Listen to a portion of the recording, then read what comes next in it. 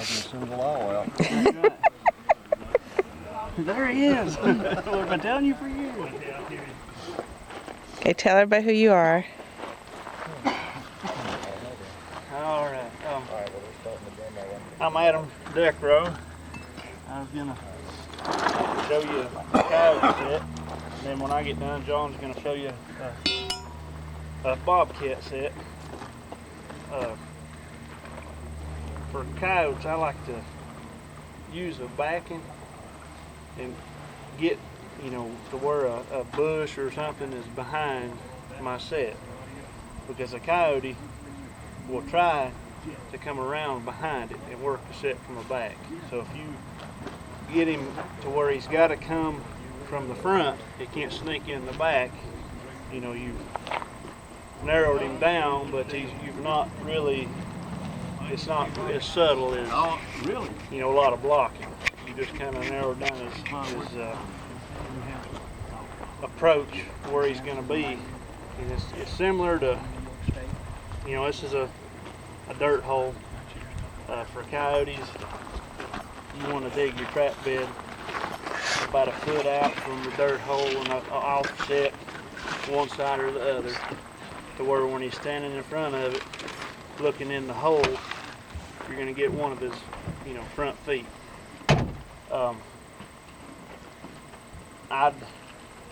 This would be if I was going down a trail, ridge, logging road, place like that, on the side of the road bank, this is exactly what I would do, is find a place just right at the edge of the road with a little bush or something growing, and dig in a hole, back into the bank. And for coyotes, I don't want a real big hole. They call it a groundhog digger. If it's kind of soft dirt, you can just take it and dig you out a hole with, or they make a hole punch you can drive in there, or a little auger to drill a hole out with. But you want to make it look kind of like a mouse hole, something small, not real big, and then put a bait down in that hole. There's a lot of different kinds of baits. Everybody's got a bait that works real good. There's a lot of good different brands out there, and then you might want to put a lure, like over here somewhere, and you can spray a little urine on the back and up in here, and put your bait down in the hole, and then maybe put an attractor lure over there on something to help them, draw them in. But on the I just stay back about a foot from your hole and offset about 3 inches on each one, either side, one or the other. And there's a lot of ways to anchor your traps, but for a coyote, you want the strongest anchor you can possibly get, because that's about the biggest animal around these parts that you're going to come across, and you don't want to have a one rebar stake in the ground, because he'll pull it up and leave. I've had them pull them up with 2 rebar stakes in the ground and leave, so you got to make sure he's anchored real good. I've used the bullet stakes, they work good. I'm going to try these wolf fangs this year, see how I like him. But you just make sure your traps are anchored really well.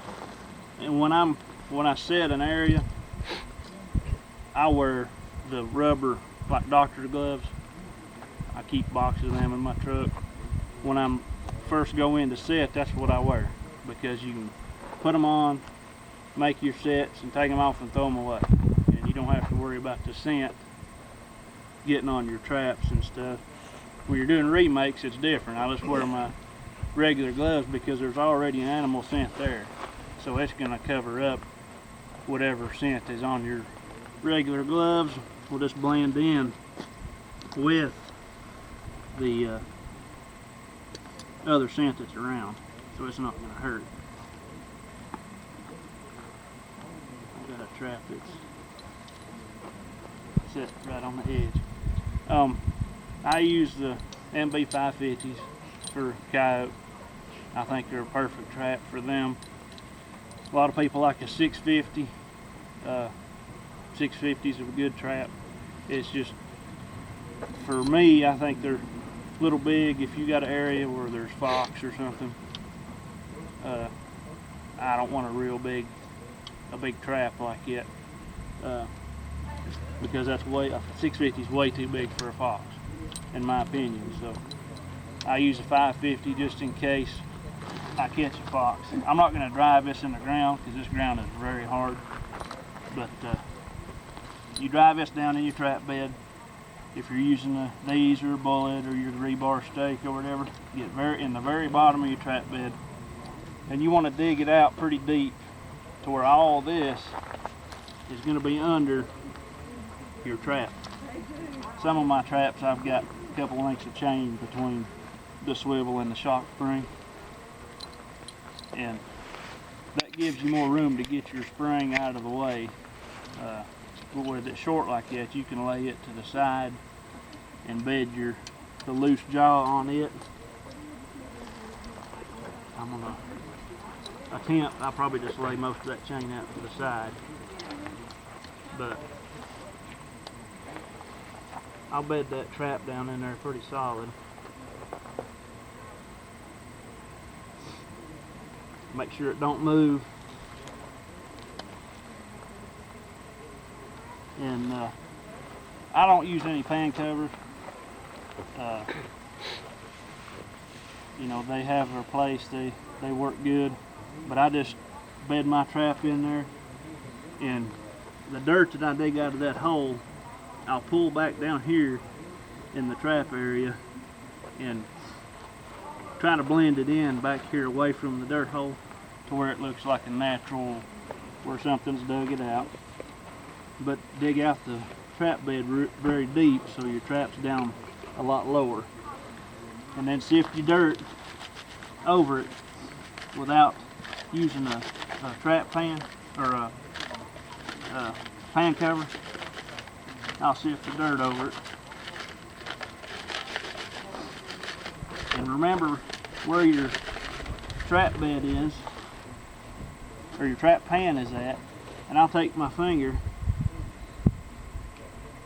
right over the pan and make it, swirl that out and make it look like a trap, and leave the rest of it just like that. And you might take a stick or something and just lay off to the side, but you don't want, for coyotes, you don't want a lot of blocking to fence them off. You know, you don't want it to, because that spooks them. More subtle. Yeah, they're more subtle. But if you make it look like a track right over there, the pan, they'll step right there and feel more comfortable about it because it looks like there's been a coyote or animal already there. So this set, you know, you'll catch anything. If you can catch a coyote in a set, you'll catch anything. But you know, that's just what I do is make it look like a track right over the pan, and they pretty much do the rest. They think something else has already stepped there, I'll step here. If you notice tracks down a road, if you'll follow them, they always seem to step in the same, they follow the same track. If you track them in the snow or something, a lot of times every step will be right in the same track. So that's pretty much all I've got on this basic dirt hole. Any questions?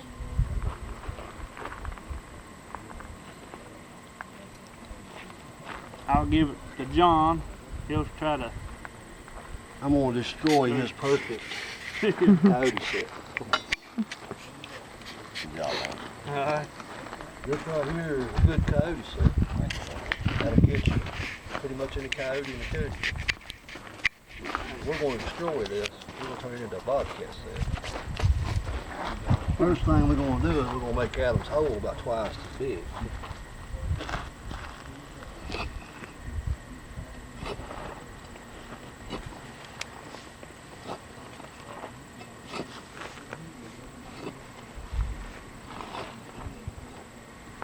With the coyotes, the small hole works real well. Bobcats hunt by what? Sight. Their sense of smell, they got one, but it ain't great. I mean, they can smell stuff, but they don't hunt with the scent, they hunt by sight. First thing we're going to do is we're going to make that hole bigger. I don't throw a rock or a trap, look at my face full of dirt. Make your hole a little bit bigger, or even a whole lot bigger. Get your file spade and go in there. Make you a whole foot around if you want one. Everything else stays basically the same. What we're going to do with this set, we're going to put something here to get his attention. The best thing in that hole would be feather or fur. And not a little bitty piece of it neither. Everything you can wad up and cram in there.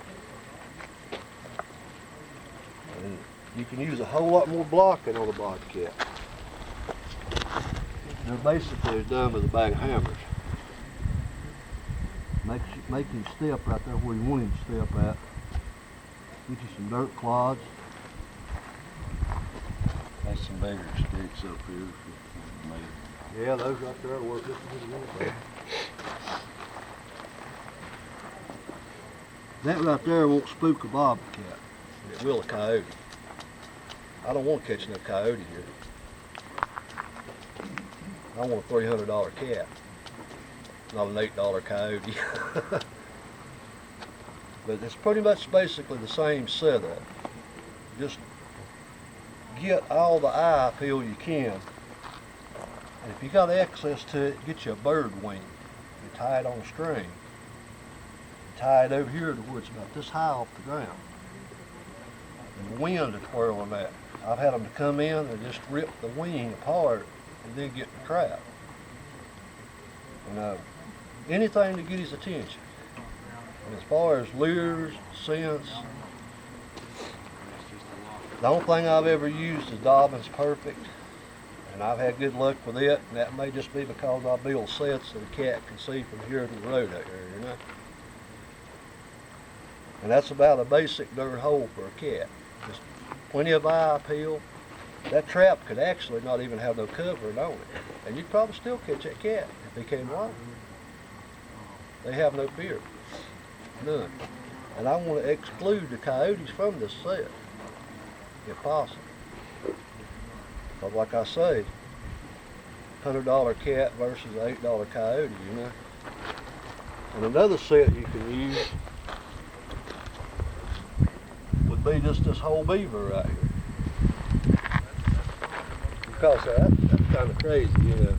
If I use a whole beaver, what I'll do with that beaver, of course most of mine's skinned, I'll pull it back through a hole like this, and I'll take a piece of cable and put it around his tail, or around his middle, and cable it off to a bush. And then I'll go in behind myself. Anybody here ever see a cat cover something up after they kill it? I have. They will. They'll rake leaves over it, hide it. Yeah, there was a whole cane, large cane. Big trash pile over. I've seen them bury deer. Just take it, make you like a, kind of hide it just a little bit. You know, it don't have to be anything elaborate or anything. Find you a rock with a big crack between it, stuff that beaver back in there. And just take your trap and set it right out here. That cat's gonna walk up here and start walking around us and smell it, see what's been here. And just bed your trap just like that over here. And a lot of times I'll use a chain and a grapple to get my cat back away from the beaver so it don't destroy all everything I build. That right there will catch every cat in the country. I've caught as high as 8 cats on a beaver cart. beaver is preferred to any other types? I'd rather have them.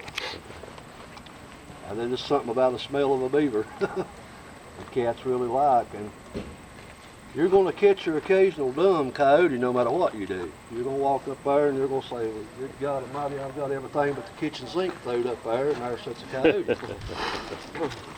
You know, it's going to happen, and you're going to catch possums and coons and, you know, whatever. With the cat, don't worry about it. If you catch a possum, rebuild that set. If you catch a coon, rebuild that set. You catch a coyote, go to the house. If you don't want to catch another coyote in that set, you better pull it. Because there's only one animal that'll go where you call a coyote. And that's another coyote.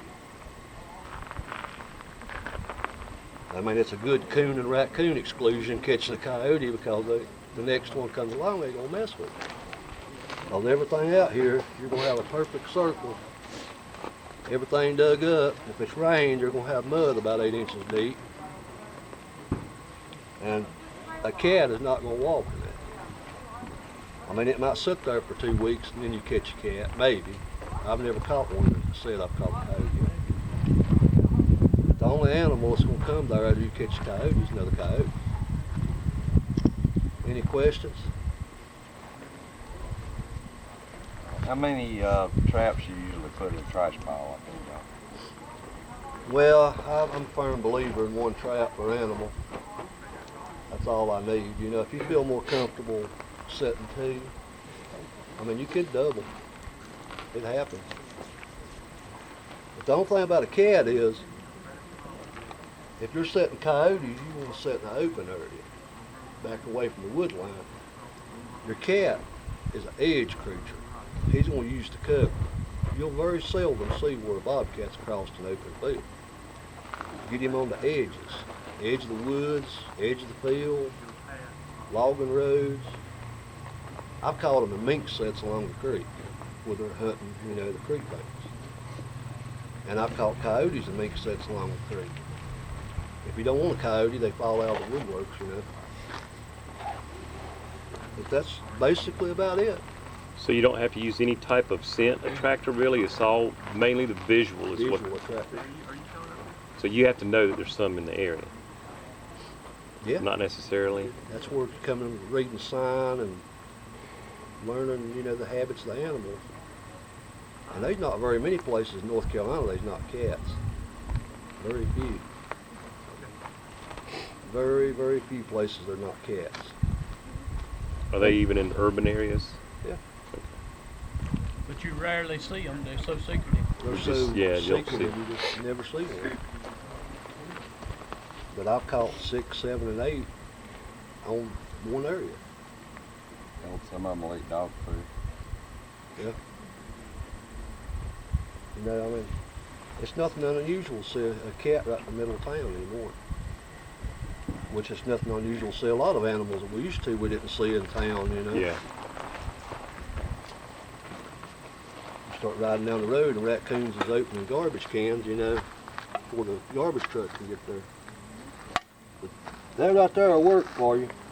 I mean, if you want to catch a cat, that's the way to go. John, when you do a dirt hole set like that, do you ever shorten that kind of a foot back on your trap? About the same thing for coyotes. So you don't shorten it up any for a cat? About the same? Cats are long-legged like coyotes.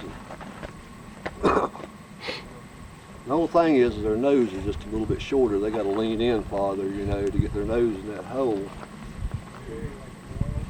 But if you put some rabbit fur in our feathers, he's gonna work it enough to get caught.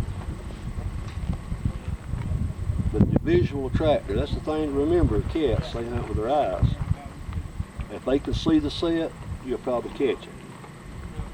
If you put in a perfect dirt hole set with no visual attractor, and he walks by, he may come within 2 foot of it. Just keep strolling right on. He'll be looking off way down in there along the wood line for something, and he won't even see that unless the wind's just blowing perfect and the leer hits him in the face. But as far as being subtle, cats aren't. They don't dig up traps. They don't avoid sets. I mean, you pinch one, he may not come back to the area for a while, but eventually he's gonna come right back to the same area. They're very territorial. And sooner or later, you'll get him. You might have to wait 2 weeks on him to make another pass, but he'll be there.